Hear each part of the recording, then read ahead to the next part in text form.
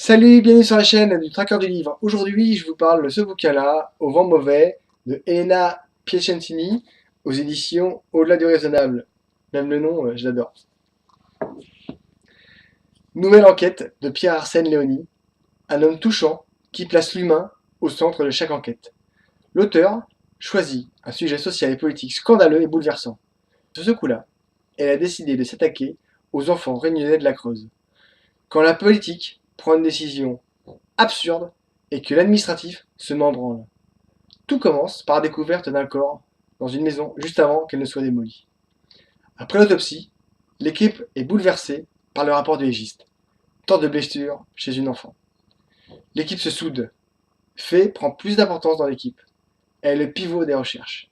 En parallèle, et comme à chaque fois, l'auteur nous crée un personnage qui intègre l'enquête. Jean Toussaint, enlevé de son île et envoyé en Creuse.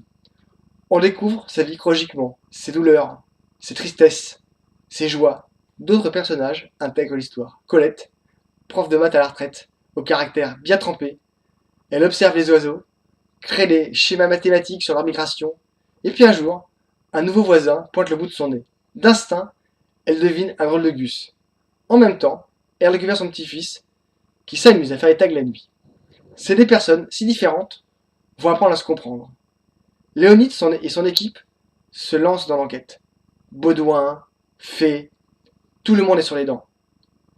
Une fois le nom de la victime trouvé, ils sont révoltés du peu de cas dont les gendarmes ont traité la disparition de la petite. Là encore, l'auteur titille le notable, bien propre sur lui, qui se drape dans nos couleurs pour des vilaines raisons. Un bouquin très construit, comme toujours avec Elena Piacentini, une histoire principale où plusieurs mots viennent percuter et s'entrechoquer à l'enquête. Un flic humaniste, mais qui se sent fatigué par cette noirceur absurde.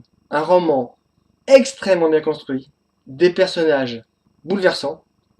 Moi j'ai vraiment été touché par les flics aussi, qui se soudent autour d'une injustice. Et en même temps, ces dialogues de cet auteur, un mélange de Blier, de Audiard, j'ai vraiment apprécié ça. Ça donne un truc en plus à l'histoire. Ça nous entraîne littéralement et on a envie de connaître la fin. C'est très bien écrit, un bon polar, un bon roman. Lisez-le, je vous le remontre. Au vent mauvais de Elena Piacentini aux éditions Au-delà du raisonnable. Allez-y, likez, commentez, partagez, parlez-en autour de vous, abonnez-vous et faites comme Baudouin, mangez des chouquettes, c'est bon, même en lisant. Allez, à bientôt, bonne lecture. Au revoir.